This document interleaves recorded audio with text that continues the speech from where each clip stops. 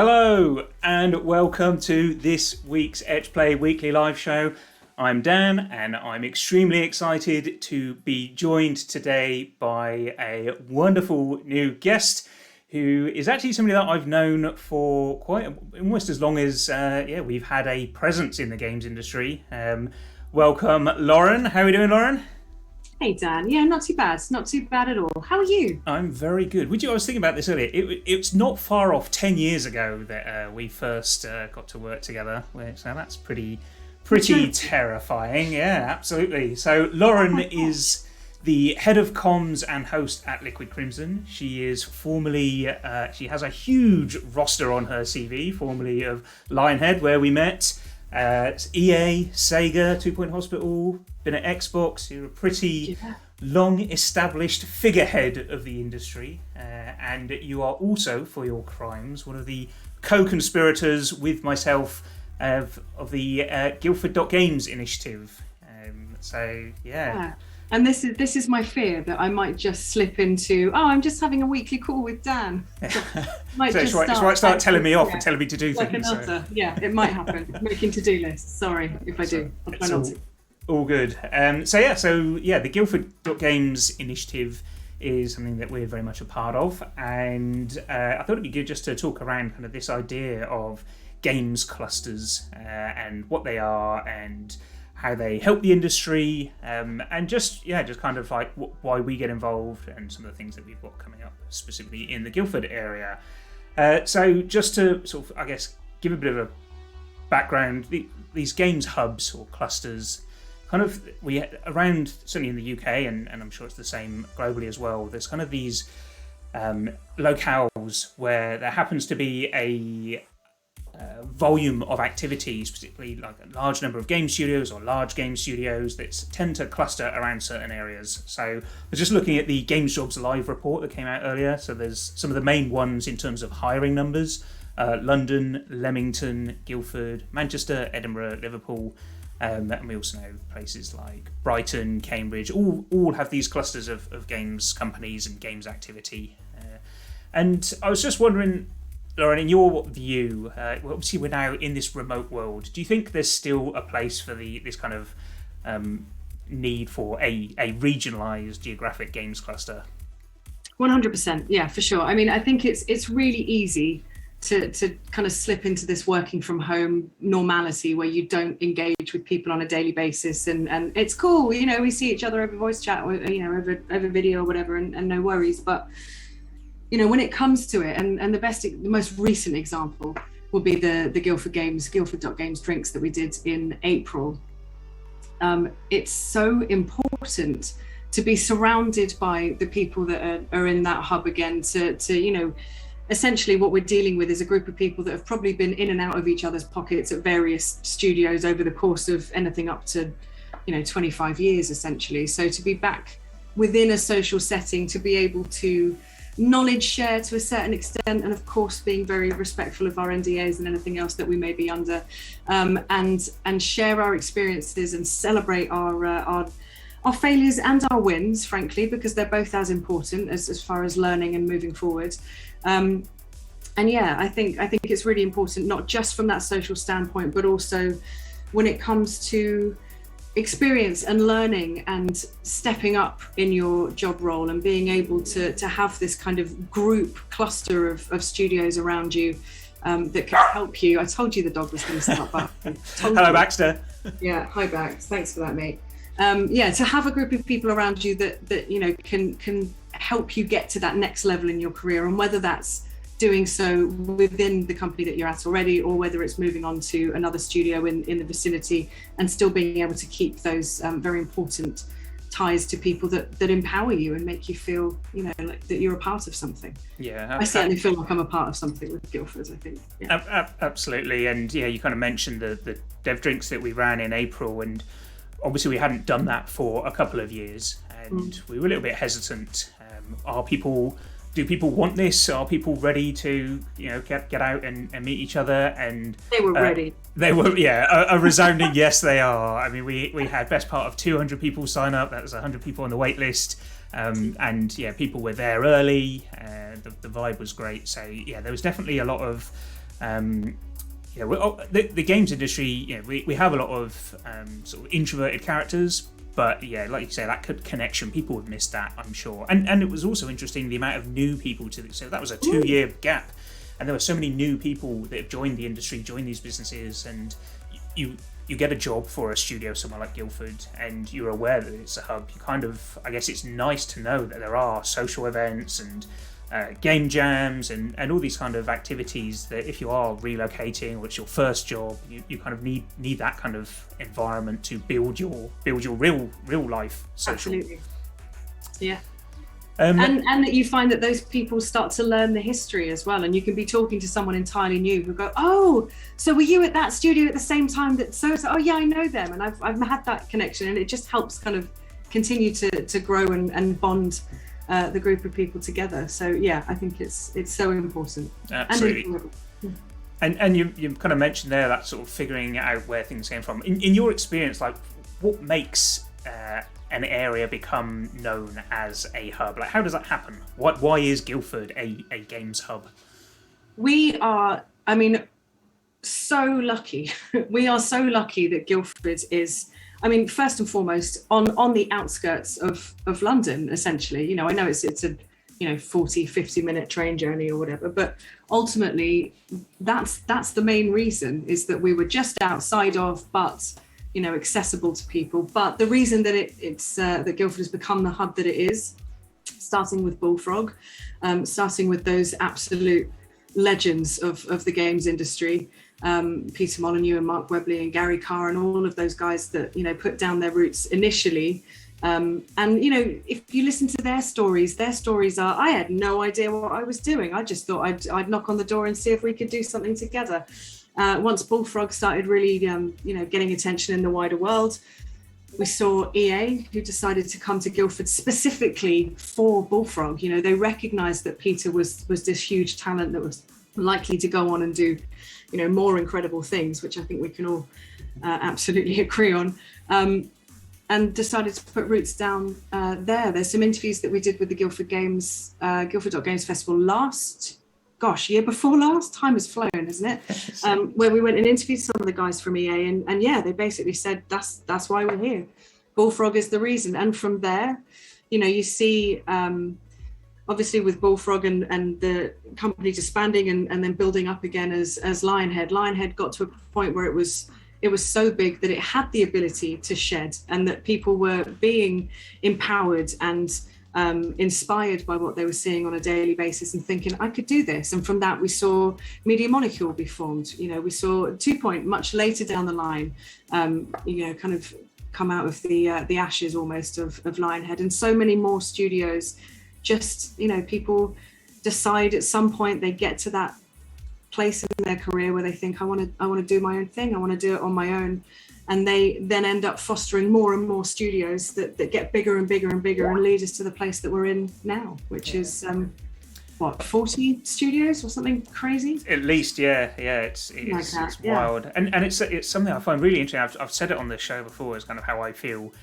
It's a real privilege. We kind of talk about Bullfrog and kind of the original, games companies, and they actually were some of the very first games companies in the UK. So it's almost like, from the 80s, crazy. And it is a privilege to have witnessed the entirety of this industry. And a place like Guildford, it is by consequence that happened to be where these companies started, and then they were successful, and as you say, they kind of spawned new businesses, and people that had their success there start up their own studio.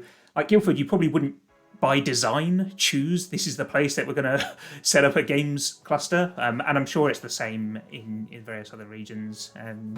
Just the success is spurred on by the previous iteration of game studios, and it's really interesting stuff. So yourself personally, what's been your kind of journey into the Guildford Games cluster? Where did that start, and how did that bring you up to today? So long ago, Dan. No, I think it was like, I tallied it up the other day and then decided to stop thinking about it because it really was so long ago. I think I'm looking at like 13 years service, man and boy, in the games industry. But I essentially, I had no prospects. I went to school. I liked socializing. I didn't really like learning. Didn't really seem to be for me. And in later years, I've discovered that's because I have ADHD, something that definitely should have been picked up on sooner. So didn't really have any care for anything that I didn't feel super passionate about.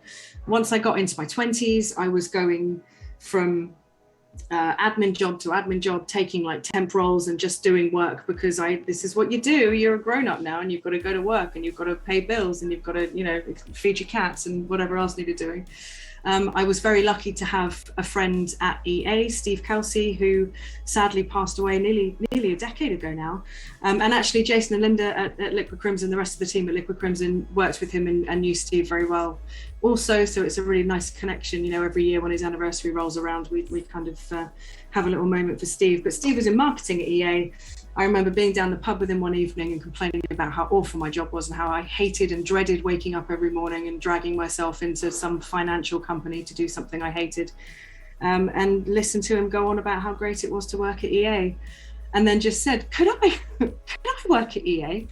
And he was like, yeah, anyone could work at EA. And then I just started going through the process. I mean, the great thing about the games industry is that it's always seemed to have an element of fit over ability. So I had no experience, testing games, working in publishing, looking after a team of game devs, but EA kept putting me through interview process until they found the right role for me, the right team for me, because they liked me, which was incredibly lucky. I must have been very excited about the Harry Potter flags that they were hanging in the front hall at the time.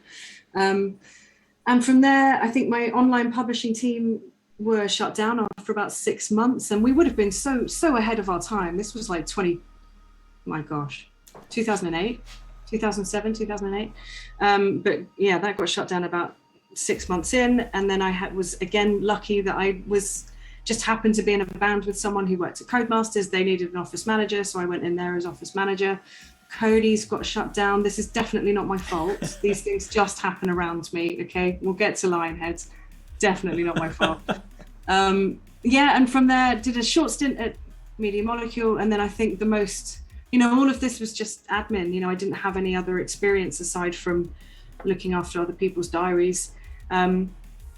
And then was very lucky to interview at Lionhead and adored it. I mean, felt like I was walking into some hallowed hall every morning. It was the most, welcoming and creative space I'd ever been, lucky enough to be involved in. And after a while of, I think we launched Fable: The Journey, which, was okay. And then started working on Fable Legends, which, in hindsight was okay.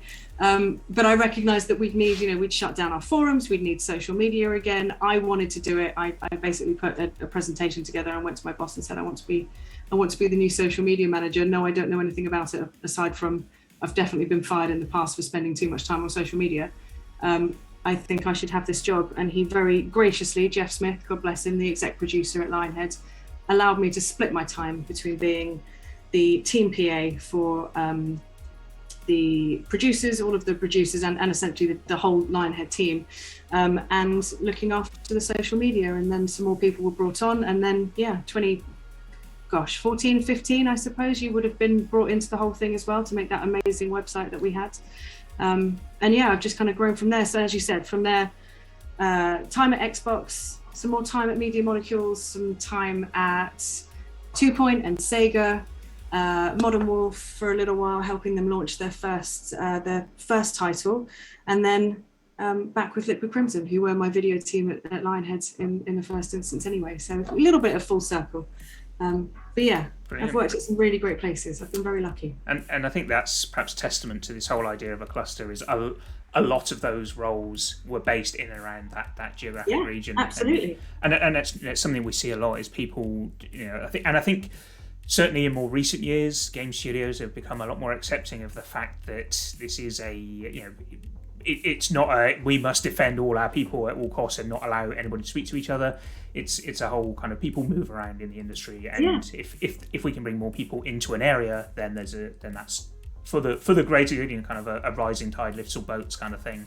Definitely. And also that creatives need to be happy. You know, it's great trying to hold on to someone for longevity's sake and because they're the best coder, the best artist that you've got at the studio. But if they're not happy, they're not doing their best work. And at that point, it makes sense for them to start thinking about what's next and where they can go to continue to develop those skills and, you know, whatever path they want to be on. But as importantly, you know, as you said, inviting people in, getting fresh blood into the industry and building up studios that way as well. Absolutely. Quick hello to folks in the chat. We've got Tyre, we've got Tony who's here, who has the privilege of working with Lauran on a daily basis. Poor girl. Gam, Miles, Steve, hello. Steve makes a good point. Anyone who's been stuck on the A3 or A31 at rush hour probably wishes the game cluster wasn't in Guildford. It's a nice place when you get there.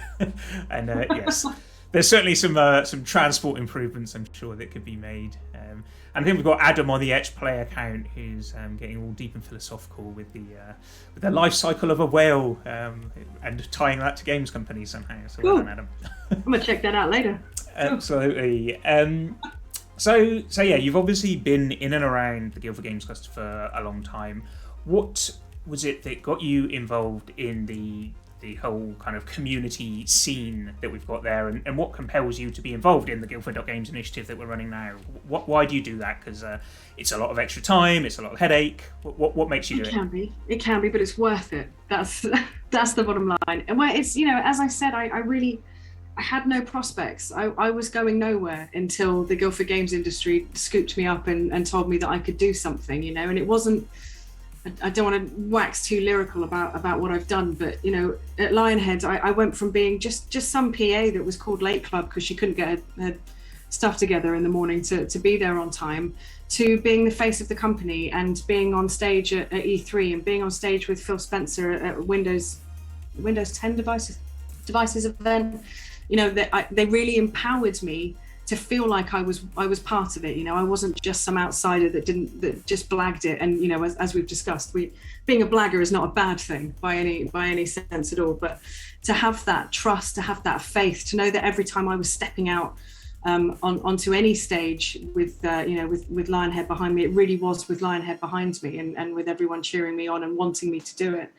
I think if I hadn't have found, you know what, I don't want to think what would have happened if I hadn't have found the games industry, the Guildford.Games industry. So every time we do the festival, we, you know, even down to every tweet, every bit of social media that we put out, and Tony and I, and we do have help from Lucy, who was an intern for us for a while, but it really is all from the heart. You know, I feel like I owe all of the studios so much because, you know, every single one of them has got some kind of connection that comes back to wherever, you know, where I started out or where I got my first go at stuff. So for me, it's in a small way repaying what they did for me, you know, and it really was to empower me to realize that I wasn't a dead end and I could do something, and I didn't need to feel like, oh God, I didn't go to university and therefore I'm never going to achieve anything. And, you know, this is my life, waking up every morning and dreading having to get out of bed and go to whatever place I was dragging myself to every day. It genuinely, I don't know if I've ever said this, it genuinely changed my life, discovering the Guildford.Games cluster. And, you know, just being lucky enough to be 20 minutes away from it is, you know, of course, a huge amount of luck, really, on my parents' part for me. I don't even know how that works out. But yeah, it is, for me, it's about repaying. It's about wanting to, at any point, identify people like me who don't think that games is something they could ever be a part of, and giving them that opportunity. And whether that's through, you know, internships or matching people up with potential roles or interviewing developers for the festival, it's all about that for me. It's all a bit mushy. No, it's good. It's I mean, and yeah, I mean, I would say very much the same. Like the work we got to do with Lionhead, and you know, we worked with them for the kind of the 18 months up to their closure, which is how we got to know you and a whole load of other people so well. And for us, that was a real catalyst for our presence within the games industry. And then when Lionhead did shut down, which was obviously devastating for everybody, as you've spoken about before, many times. What was amazing to me was how all those relationships that we built and all the amazing talent, obviously they just jumped out and they got new jobs elsewhere. But they remembered us and they thought of us and they introduced us to their new studios, and off the back of the relationships we built at Lionhead, we got to work with the Supermassives, the Hello Games, the Media Molecules, all of these amazing games companies, and yeah, that kind of that spirit of community and commitment was just, yeah, I mean, I personally feel just like we've benefited so greatly from this, and I completely subscribe to the rising tide floats all boats, and if we can do something small to help those businesses get better, and as you say, the better they do, the more opportunities there are, we can get more people into the sector, and whether they stay regional or if they go to other games companies, just that whole being enabling that sector to continue to grow and improve is just so rewarding, and yeah, it's just a really... And so many of them don't realise how important they are. In individual studios, however you want to look at it, they don't realise how influential, how just a small interaction, and whether that's with someone that's looking to work in the industry, is already working in the industry, such a small interaction can mean so much and can go on to create something. It can be those first kind of furtive steps to something so important. And that's what I've always found with developers, that we found at Lionheads when working with Jason and Linda of Liquid Crimson doing dev diaries. These guys had incredible experience. They were so talented. They were so capable in their day-to-day jobs, doing whichever specialist role they did. But when it came to being on camera, they didn't think they had anything to say. They didn't think anyone would care. And actually, trying to draw those stories out is still something that we do with the festival now, and almost encouraging people that the rest of the world wants to hear from you, never mind the immediate community, which is equally as important. It's so true that everybody's got something valuable to offer, and in these games clusters like the Guildford scene, especially as they become more established and they grow and new studios pop up, you've really got something from kind of every aspect. So from the largest AAA studios, your Criterions, your Media Molecules, all the way through to the 1, 2, 3 person indie studios that set up, and the opportunities for people to join the industry in that kind of close-knit cluster and learn from people who are at every stage of their career, in every size, shape, different organisation. Just really, really powerful. So we've established it's worth it, it's fulfilling, and it's enjoyable. What are we doing as part of Guildford.Games? What have we got coming up for the rest of the year? So much stuff, dude. So much stuff. Now it might feel like we're just having one of our committee meetings. So we've got next thing on the calendar will be the careers events that you are very much leading the charge on, which I'm unfortunately not going to be able to make because of this darn baby situation. Congratulations. Thank you very much, sir. Too kind. There's a reason the camera stops here.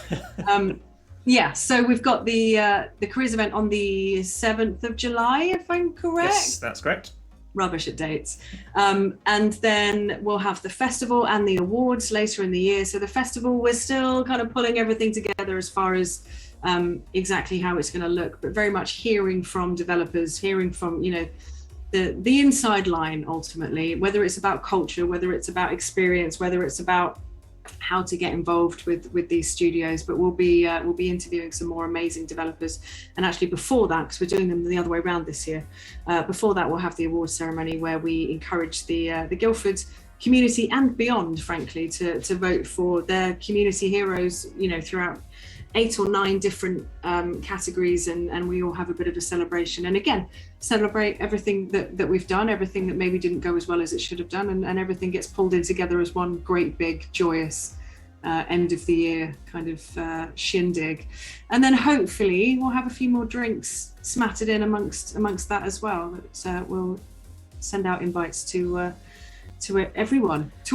Would you send them to everyone? It's fine, we have enough. No, absolutely. So we've got the career showcase happening on the 7th of July, which is exactly as we kind of led this conversation with the massive need to attract new talent. So we're putting on an event. We're going to be inviting games people in the area. We're going to be inviting people from outside of the area to come and meet the Guildford.Games industry, and also people who are out of sector or joining, like look new to their career path. So yeah, really just going to be a big chance to meet all of the all of the Guildford.Games community. And again, it's a bit like, sorry, Dan, talker, can't help myself. No, go for it. There will be so many people that don't realise that games are an option for them, that have a skill set that sits, outside. But there's this belief that, the games industry is like the music industry or like the film industry, and that you need to be at a certain level before you can be accepted in. You need to have all of this experience, and it's not the case.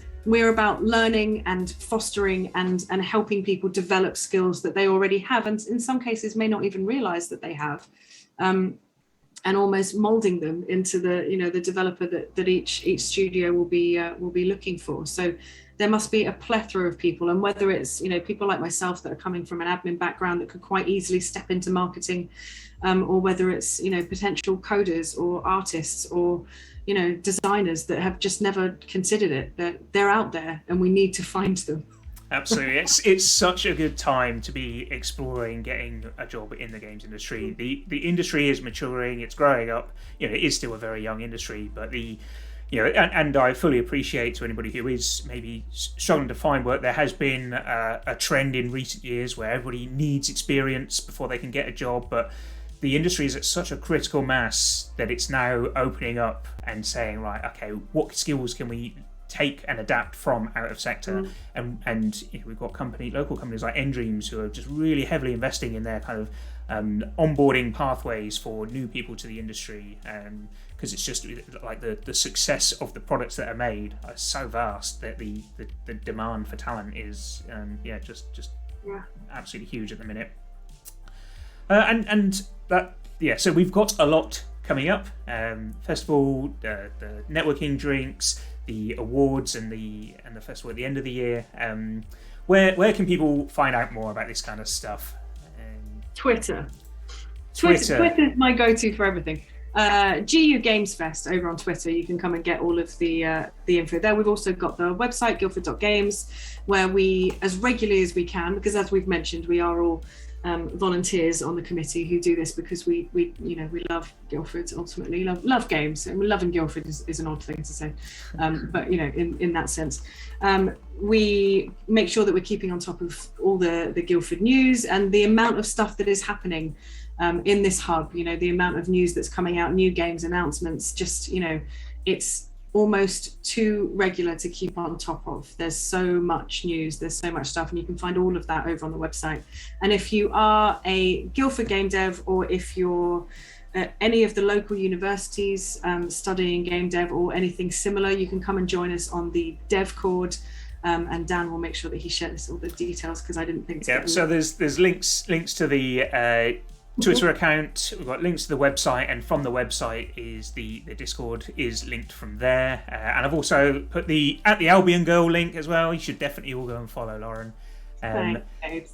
And that's all we got. So I really enjoyed that chat. Thank you so much for coming on, Lauran. And anytime. Thank you. Yeah, I'm going to leave you to it, Dan, because I'll just keep talking over you. So do your thing. Well, bye. Thanks, Lauran. So thank you very much, Lauran.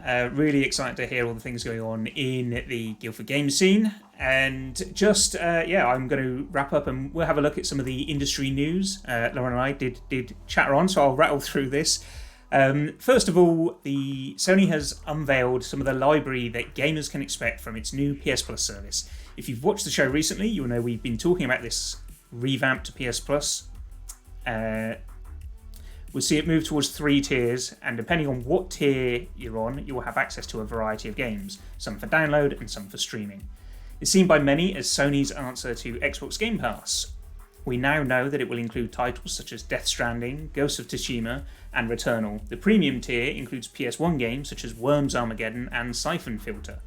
Reaction has been a little mixed. Here at Etch Play HQ, we're impressed with the list of PS5 titles, but the legacy offering, e.g. games for the original PlayStation and PS2, leaves a little bit to be desired.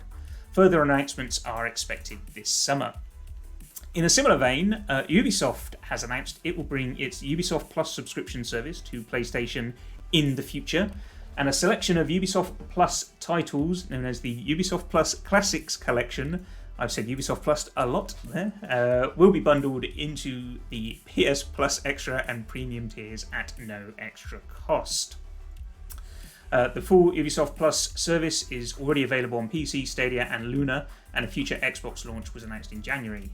The Ubisoft Plus Classics will debut on May 23rd, alongside the launch of the new PS Plus tiers, while the full Ubisoft Plus service has yet to receive a release date on PlayStation or Xbox. Bit of love for Worms Armageddon from the chat. So what else have we got? Epic Games is set to release Unreal Editor for Fortnite later this year. In a move which is expected to take Fortnite further into the metaverse territory and Roblox territory, Epic is gearing up to release an editor for Fortnite that allows users to make their own little online spaces and games. CEO Tim Sweeney has said that the company wants to make the game a platform in which creators can monetize their work. Epic VP of Engineering Nick Penwarden says the tools will be for creating real-time 3D content, for creating the next generation of content and shared experiences across all mediums, whether it's video games or film or live interactive experiences. So yeah, Epic releasing an editor is quite an interesting move. Obviously we've seen success in the likes of Roblox with that setup. Fortnite has a slightly older, I guess, demographic in its audience, but absolutely monstrous in the whole creator space. So it'd be really interesting to see what comes out of that. And lastly, Fall Guys goes free to play. On June 21st, Fall Guys Ultimate Knockout is going free to play and finally coming to the Nintendo Switch and Xbox consoles. The game first launched on PlayStation and PC, was supposed to be released on other platforms last summer. A dedicated PS5 version of the game will also be released on the same day. Progression will be shared across platforms and you'll be able to make cross-platform parties. Mediatonic announced the updates in a video published on Monday. Other forthcoming changes coming soon include a map editor and free skins for Xbox Game Pass subscribers. Despite a meteoric rise after the initial launch in 2020, the popularity of Fall Guys did decline rapidly in the months that followed. The developers at Mediatonic, which is now owned by Epic Games, will presumably be hoping that going free to play and cross-platform brings new life to the game.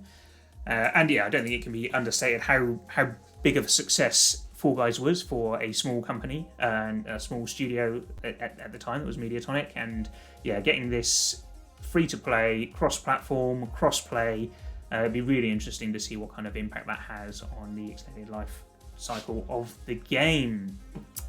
So that is all of our news. Thank you everybody for listening. It's been a pleasure as always. I hope the stream has been okay. I was having some technical glitches as is standard for the show. But yeah, we'll be back next week. If you haven't already, please hit follow if you're watching on Twitch, hit subscribe if you're watching on Catch Up on YouTube, and yeah, give us a follow, Etch Play on Twitter and everything else. And we will see you next time.